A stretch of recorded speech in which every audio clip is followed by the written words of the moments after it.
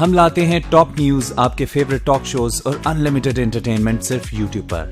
اگر آپ نے ابھی تک ہمارا چینل سبسکرائب نہیں کیا تو ابھی سبسکرائب کریں اور بیل آئیکن کو کلک کر کے ہماری لیٹسٹ ویڈیوز کے بارے میں اپڈیٹ جانیں۔ سبسکرائب کیجئے اور ہم آپ کو لیے چلیں گے آپ کی فیوریٹ ویڈیو کی طرف۔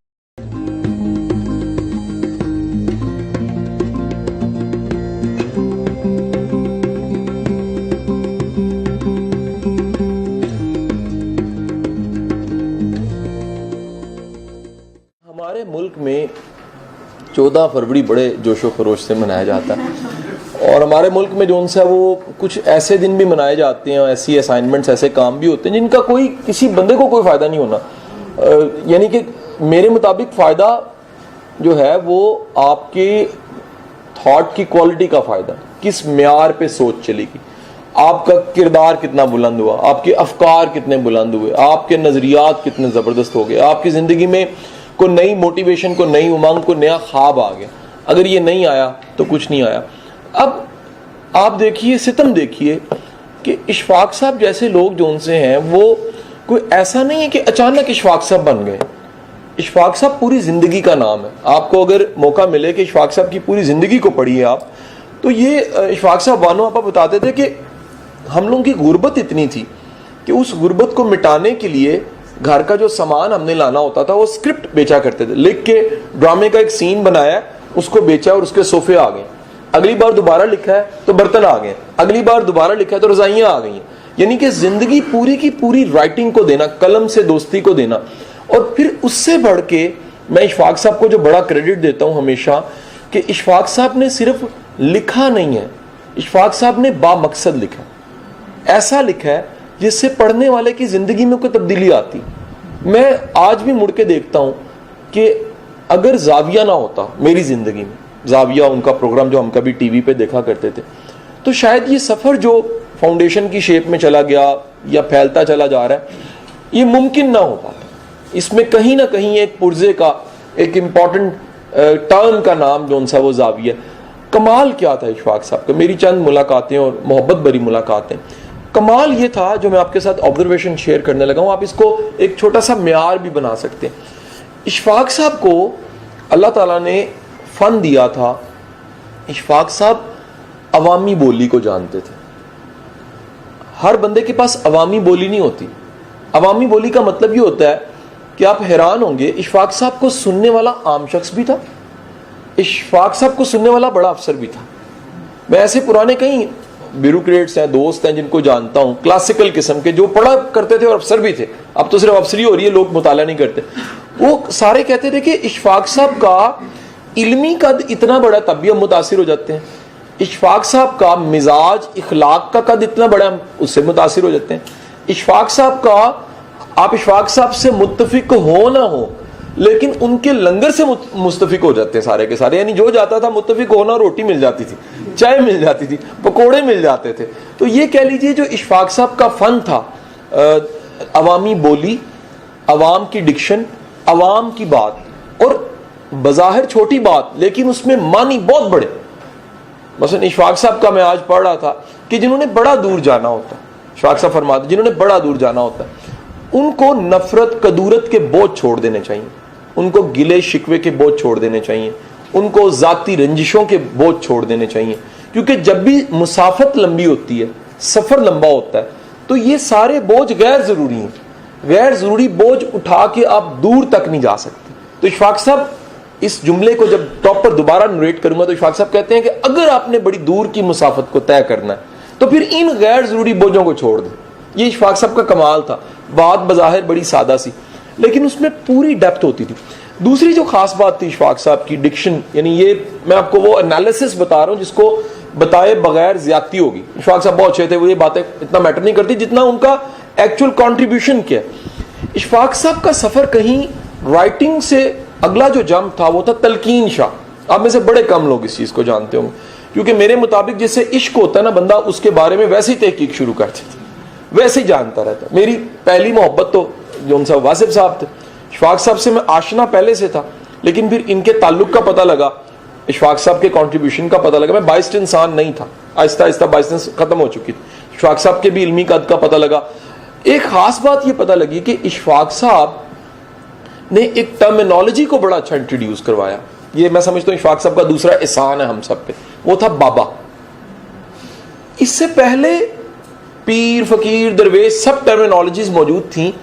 بابا کا ورڈ جو ان سے ہے وہ کہیں چھپا پڑا تھا. جیسے اقبال کا ایک کنٹریبیوشن شاہین ہے, خودی ہے, فلسفہ خودی ہے, بے خودی, یہ فلسفے ہیں اقبال کے. اس طرح اشفاق صاحب نے جس نظریے اور فلسفے سے متعارف کروایا ہمیں وہ تھا بابا.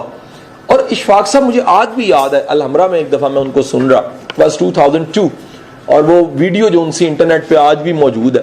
تو اشفاق صاحب کہنے لگے کہ یار حالت یہ ہوگی ہے, میں نے یعنی اس کا پرچار اتنا کر دیا, اتنا بیان کر دیا بابا کی ٹرمینالوجی کو کہ لوگ گاڑی جب میں اشارے پہ روکتا ہوں تو ناک کرتے ہیں تو خیال آتا ہے مانگنے والا نہ ہو, لیکن وہ ساتھ ہی شیشہ نیچا کرتا ہوں تو کہتے جی کسی بابے کا پتہ بتا دیں.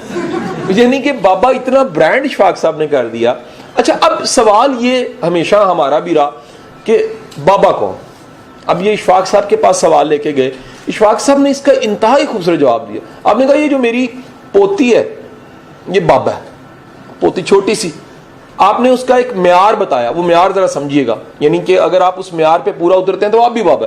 اشفاق صاحب نے کہا جی کل ایسا ہوا کہ تپتی دھوپ دوپہر, چمکتی دھوپ کے والی دن جو ان سے اس میں ڈاکیا آ گیا تھا. اس نے نوک کیا, یہ خط لینے گئی. اس نے خط کو وصول کرنے کے بعد گرمی دیکھی اور ڈاکیے کی حالت دیکھ کر کہا انکل آپ یہاں ٹھہرے, اور بھاگتے ہوئے ٹھنڈے پانی کا گلاس لے کر آ گئے اور پانی پلا کے اسے کہا کہ اب آپ جا سکتے ہیں. تو پانی پلانے کے بعد اشفاق صاحب نے بتایا بابا وہ ہوتا ہے جو آسانی پیدا کرتا ہے. سو میرا ماننا یہ ہے کہ جو بڑا بابا ہوتا ہے وہ بڑی آسانی پیدا کرتا ہے, وہ چھوٹی آسانی نہیں پیدا کرتا. وہ آپ کا پورا کہتے ہیں نا جی, وہ کنڈا ہی بدل دیتا ہے. کنڈا بدلا جاتا ہے, آپ کنڈا بدلنے کی ٹرمینالوجی کو جانتے ہو کہ ٹرین نے جس طرف جانا ہوتا ہے نا اس طرف کے انجن کے ساتھ ٹرین کو لگا دیا جاتا ہے, پھر وہ پوری ٹرین وہاں پہنچ جاتی جہاں انجن نے جانا ہوتا ہے. ٹھیک ہے کہ نہیں. یہ وہ بڑے لوگ تھے جنہوں نے لوگوں کے دلوں کو اللہ کی محبت, رسول کے عشق, نئے نئے افکار, خوبصورت نظریات کے ساتھ متعارف کروایا. اشفاق صاحب کا تیسرا کنٹریبیوشن میں آپ کو بتانا چاہوں گا. پہلا تھا عوامی ڈکشن, دوسرا تھا بابے کی ٹرمینالوجی, تیسرا تھا اشفاق صاحب کی کمیونیکیشن اور اورا. اللہ تعالیٰ نے اشفاق صاحب کو ایک بڑی کمال کی صلاحیت دی تھی. اشفاق صاحب کا کمال یہ تھا کہ اشفاق صاحب بیٹھ کے بات کرنے والا شخص, کھڑے ہو کے بات کرنے والا شخص. آپ نکال کے دیکھیں ان کے زاویہ, سنا بھی آپ اپنے ہوں گے. اشفاق صاحب کو اللہ تعالیٰ نے پوری کمیونیکیشن دی تھی, اور وہ کمیونیکیشن کا لیول کیا ہوتا تھا میں آپ کو چھوٹا سا واقعہ سنانا چاہوں گا. یہ بات ہے 90s کی, اور ایک دفعہ میں نے ٹی وی جب لگایا, زاویہ چل رہا تھا. میں پھر بتا رہا ہوں, زاویہ میں دیکھا کرتا تھا بڑے ادب سے. مجھے زاویہ تب سمجھ نہیں آیا, انسپائر کرتا تھا, سمجھ نہیں آتا. جیسے اقبال کے شعر سمجھ نہیں آتے, انسپائر کرتے تھے. تو میں نے لگایا, اور میرے والد اور والدہ بات چیت بھی کر رہے تھے, یعنی اسی روم میں جس میں گھر کا چھوٹا سا کمرہ جس میں پرانا سونی کا ٹی وی جاپانی چل رہا ہے, اس کو کبھی مکہ مار کے چلانا پڑتا ہے, اور اسی میں دو افراد یعنی امی اور ابو باتیں بھی کر رہے ہیں. آپ یقین کیجئے مجھے شدید تکلیف ہو رہی تھی. اچھا ان کو نہیں پتا لگ رہا تھا, وہ شاید امپورٹنٹ بات ہی کر رہے ہوں, امی کہہ رہی ہوں ٹماٹر نہیں ہے, ابو کہہ رہے ہوں گے نہیں کم ہے. تو لیکن میرا وہ جو مقناطیسیت تھی نا اس میں زاویے میں, یہ جو اورا ہوتا ہے مقناطیسیت, اللہ تعالیٰ نے اشفاق صاحب کو میگنیٹزم دیا تھا. اشفاق صاحب سادہ کپڑوں میں عام دھسے میں نظر آتے تھے. آپ کو اللہ تعالیٰ نے صلاحیت دی تھی دلوں کو جیتنے کی. ایک واقعہ سنا کے میں چاہوں گا کہ اس ساری گفتگو کا اختتام کروں. یہ واقعہ میری انسپائریشن ہے. میں اگر سچ کہوں کہ اس پروفیشن میں اشفاق صاحب بڑے انسان تھے, ہم ان کے کسی ڈگر پہ اگر چلنے کی کوشش کر رہے ہیں تو یہ اس واقعے میں وہ راز جو ان سا وہ چھپا ہوگا. کہیں 2000 سٹارٹ کی بات ہے, مشرف گورنمنٹ تھی اور جو گورنر پنجاب تھے وہ خالد مقبول صاحب. ایسا ہوا کہ جی ایک ایونٹ تھا گولف کلب میں, جو ہے ہمارا کیا نام لیتے ہیں کینٹ میں, اس کا نام ہے مخصوص, علی صاحب اگر یاد کروا دیں, گیرزن گولف کلب. تو گیرزن گولف کلب میں یہ ایک شادی کا فنکشن تھا. ایک کوئی بڑے صاحب تھے, بزنس مین تھے, ان کی بیٹی کی شادی تھی. اور وہاں ایسا ہوا کہ اس شادی میں ایک دم سے سائرن بولے, پوٹر سائرن پوں پوں کر کے بولے, اور ایک طرف سے پورا مجمع کھڑا ہونا شروع ہوا. تو دیکھا گیا گورنر پنجاب آ گئے اس شادی کے فنکشن میں. بڑے بندے کی, بڑے انسان کی بیٹی کی شادی تھی, تو گورنر صاحب آ گئے. تو گورنر صاحب آئے ہیں تو سب کا سب مجمع اٹھ کے گورنر پنجاب آ گئے, طاقت تھی.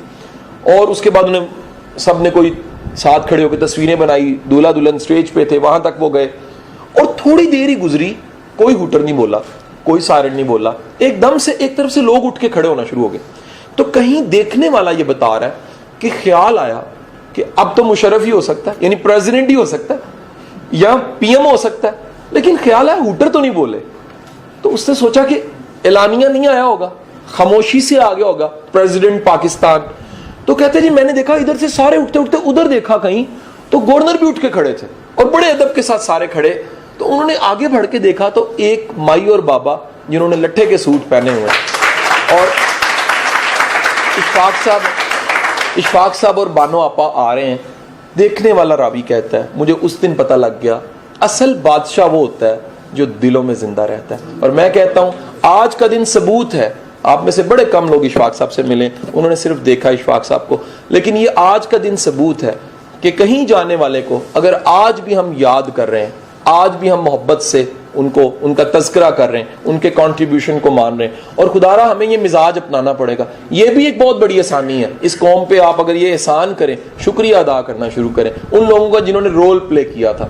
کل کو آپ کریں گے نا, پھر آپ کو پتہ لگے گا تعریف کتنی ضروری ہوتی, اکنالجمنٹ کتنی ضروری ہوتی ہے. جنہوں نے زندگیاں لگا دی اور ہمیں انٹروڈیوس کروایا تلقین شاہ سے, گڈریا سے, چھوٹے چھوٹے جملوں سے, بڑے بڑے فلسفوں سے, زاویہ سے, یہ سب چیزیں انٹروڈیوس کروانے والوں کو اگر آپ نہیں مانو گے, یقین کرو اس معاشرے کا ہیرو اسامہ بن لادن ہوگا. بہت شکریہ آپ کا.